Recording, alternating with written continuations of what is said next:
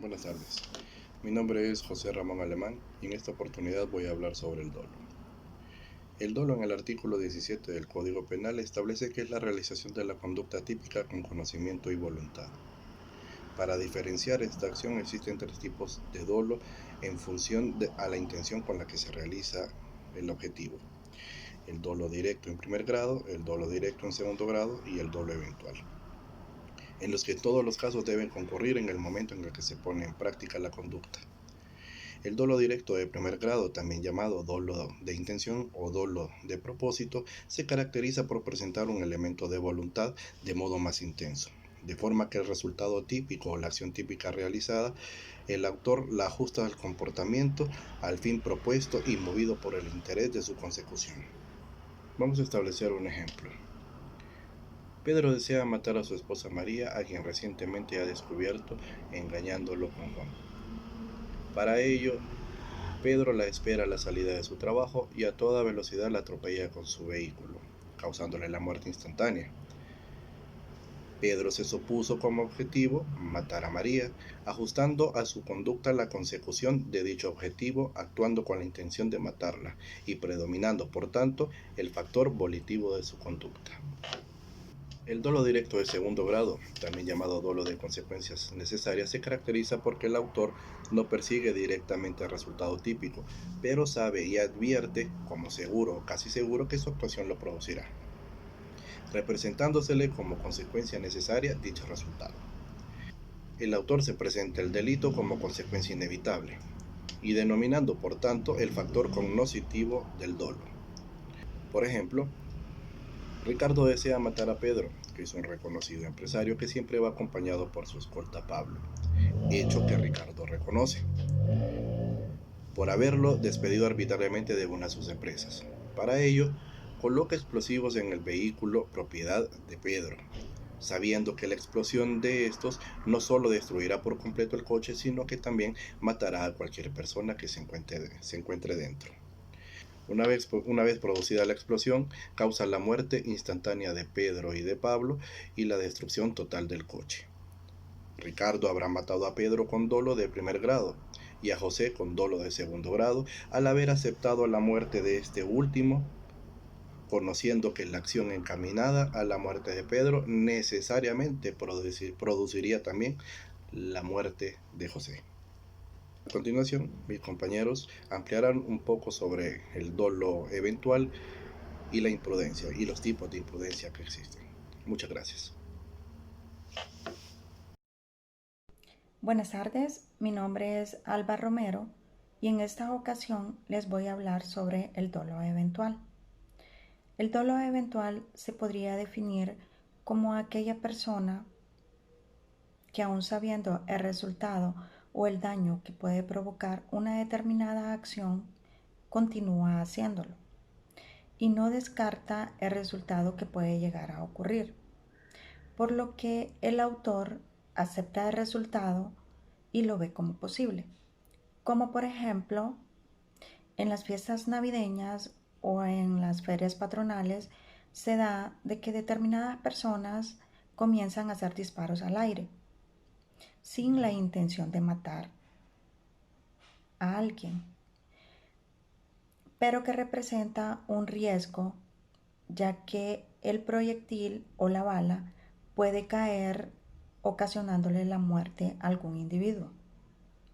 Aún así, esta acción se lleva a cabo asumiendo el riesgo y lo deja al azar o lo deja a la suerte, por lo que podemos concluir en que la importancia del dolo eventual se ve reflejado al momento de sancionar al autor del delito, es decir, al momento de imponer una pena. Porque en el dolo eventual el autor no tiene como fin último pues ocasionar el daño al bien jurídico. Y básicamente eso sería todo de mi parte. Muchas gracias. Hola, mi nombre es Omar Claros y el día de hoy vengo a hablar sobre la imprudencia grave, consciente o temeraria. Pero en primera definiremos que imprudencia, según Guillermo Cabanelas, es la falta de previsión prudencia o de precaución. Pero la prudencia consciente, o también llamada culpa con representación, se caracteriza porque si bien el autor no quiere producir el resultado desvalorando alguno, se representa el mismo. Como posible es decir que se conoce que su conducta puede generar un delito, aunque actúa confiando en la no realización del mismo. A diferencia del dolo eventual, quien el sujeto acepta o asume la producción del resultado. En otras palabras, el sujeto ciertamente se da cuenta de la existencia del peligro concreto para el objeto protegido, en este caso la persona, pero sin embargo la consecuencia de la sobrevaloración de cada uno de los grados de sus propias fuerzas, sencillamente porque crean su propia suerte, es decir, que confía ciegamente en su suerte y en que no se realizará alguna acción de tipo legal. En términos legales, la imprudencia grave se define como un delito cometido por una persona en total omisión de prudencia o de cuidado, y que supone un daño o un peligro para la vida y la seguridad de otro. Por ejemplo, un conductor que se conduce en estado de ebriedad en su vehículo a exceso de velocidad o una velocidad muy superior a la permitida, pasa por una calle donde hay tránsito peatonal y arrolla a un peatón causándole la muerte inmediata. Es decir, este conoce que su conducta genera un resultado configurado típico, pero no quiere realizar el resultado, pero confía en la producción del mismo. Generalmente, este tipo de imprudencia es el único penado por la ley. A continuación, los dejo con mi compañero Ronnie Franco.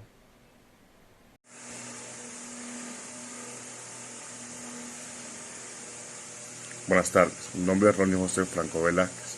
En este momento les vengo a hablar sobre la imprudencia leve.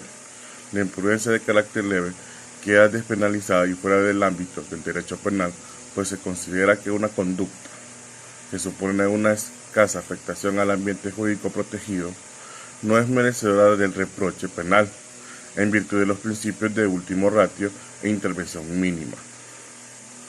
Infracciones de normas de cuidado no tan elementales o algunas de las normas menos complejas, también se tienen que tomar en consideración una serie de variables prácticas y normativas como grado de velocidad objetivo y captado por el sujeto, la importancia del bien jurídico que se pone en peligro, el grado de conocimiento o dominio que el sujeto tiene sobre el proceso peligroso, la existencia de normas jurídicas de prevención y de cuidado adviertan sobre la existencia del riesgo. Imprudencias leves son aquellas infracciones penales que la ley castiga con una pena leve, incluye la conducta ilícita que no reviste tanta gravedad como el delito.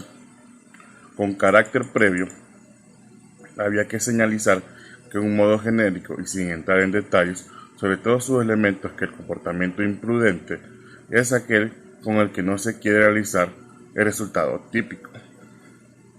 No es buscado por el autor, pero que finalmente se produce por él y es objetivamente imputable.